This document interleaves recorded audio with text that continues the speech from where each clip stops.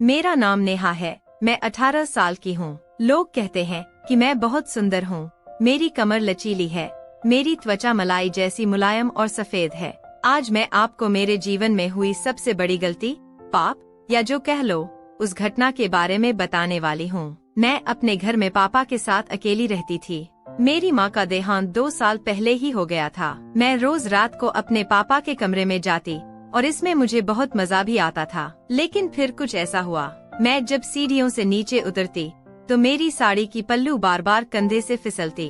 पापा की नजरें हमेशा किताबों में गड़ी रहती, या शायद वो नजरें उठाने से डरते थे। लेकिन कमरे में जाकर जो होता वो कुछ और ही था। हर रात ठीक 10:30 बजे उसके कमरे का दरवाजा बंद हो जाता और उसके कुछ मिनट बाद क्लिक, लॉक। घर के बाकी कमरे अंधेरे में डूब जाते, लेकिन नेहा के कमरे की हल्की रोशनी पर्दे से छनकर बाहर आती रहती। और फिर धीरे धीरे दीवारों के उस पार कुछ आहटें सुनाई देती। कभी कोई लंबी सांस, कभी कोई गहरी सरसराहट, कभी बिस्तर की चरमराहट। पड़ोस की औरतें फुसफुसाती, कहने को तो बाप है, लेकिन रात को जो अंदर होता है न, वो खून के रिश्तों से नहीं दिखता। कुछ दूर के रिश्तेदारों ने तो ताने मारने शुरू कर दिए थे। ये कैसी परवरिश है कि बाप बेटी एक ही कमरे में बंद हो जाते हैं।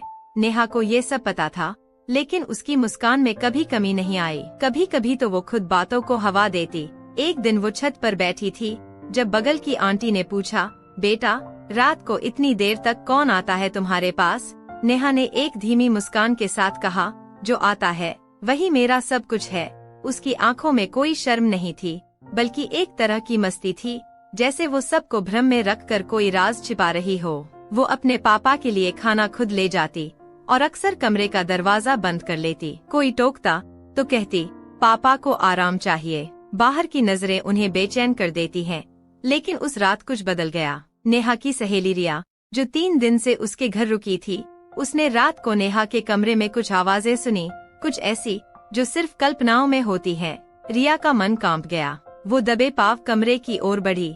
दरवाजा भीतर से लॉक था, लेकिन पर्दे के नीचे से आती रोशनी ने कुछ परछाइयां दिखाई।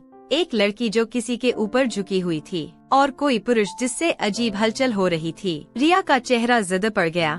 ये क्या हो रहा है? ये तो नहीं। रिया के पैर कांप रहे थे। पर्दे की छाया में वो जो देख रही थी वो उसकी सोच से परे था। नेहा किसी के ऊपर झुकी हुई थी और उसकी कमर एक खास रफ्तार से हिल रही थी, और नीचे से दिखने वाली परछाई वो एक अधेड़ उम्र के पुरुष की थी।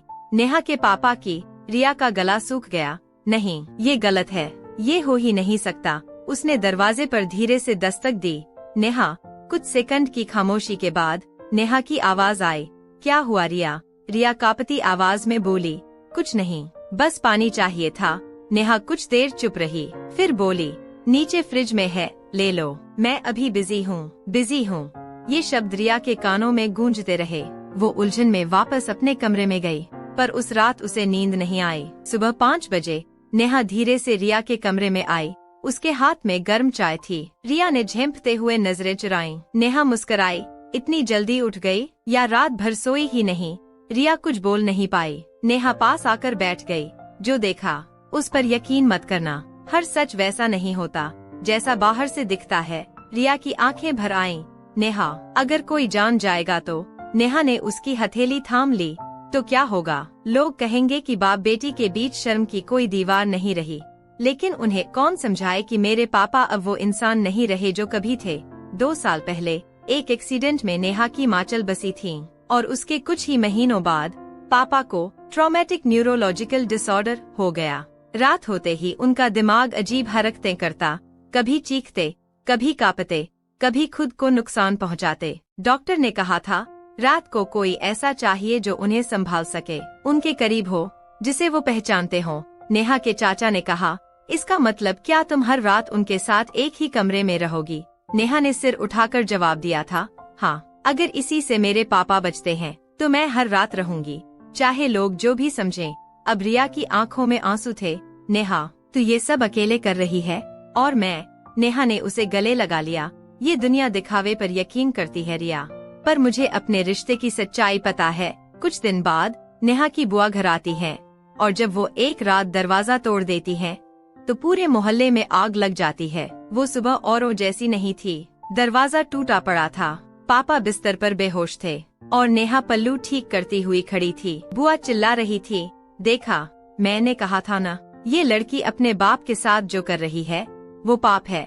मोहल्ले की भीड़ जमा हो चुकी थी, कुछ कैमरे, कुछ फोन और बहुत सारी गंदी सोच। पुलिस आई, नेहा और उसके पापा को थाने ले जाया गया। एफआईआर दर्ज हुई।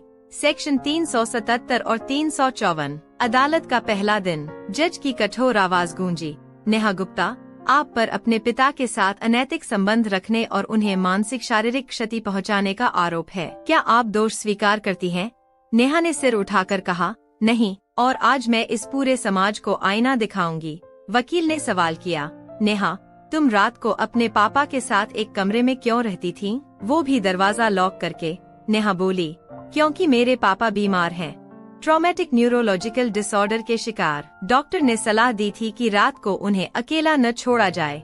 अदालत में सन्नाटा था। नेहा ने अपने मोबाइल से एक वीडियो दिखाया जहां उसके पापा आधी रात को चीख रहे थे, दीवारों पर सिर मार रहे थे और नेहा उन्हें रोक रही थी, संभाल रही थी। डॉक्टर की मेडिकल रिपोर्ट पेश हुई।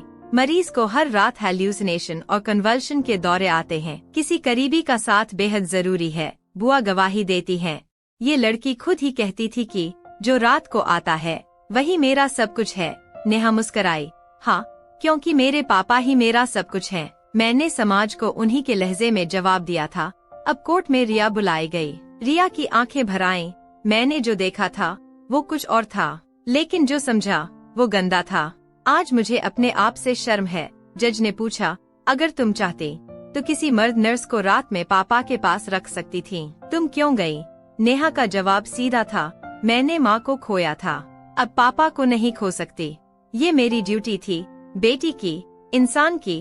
अंतिम निर्णय लिया गया। जज बोले, हमने कई मामलों में रिश्तों की सीमाएं टूटी देखी हैं, लेकिन पहली बार किसी बेटी को अपने पिता के लिए समाज के सामने नग्न होते देखा है, आत्मा से, सच्चाई से। अदालत इस केस को खारिज करती है और यह आदेश देती है कि नेहा के पिता को सरकारी मेडिकल सुविधा मिले और नेहा को पूर्ण सुरक्षा। भीड़ बाहर चुपचाप खड़ी थी। जब नेहा बाहर निकली, लोग उसकी ओर देखकर अब नजरें झुका रहे थे, क्योंकि अब उनकी गंदी सोच हार चुकी थी और नेहा की सच्चाई की जीत हुई थी। इसलिए दोस्तों, हम जैसा देखते या सुनते हैं, हमेशा वह सच हो ऐसा जरूरी नहीं होता। कभी कभी हमें उसकी अंदर की सच्चाई को भी जानना जरूरी होता है। इसी के साथ इस कहानी का अंत होता है। उम्मीद है कि यह कहानी आपको पसंद आई होगी। बस जाते हुए इस वीडियो को एक लाइक और हमारे इस चैनल कहानी स्ट्रीम को जरूर सब्सक्राइब करना। धन्यवाद।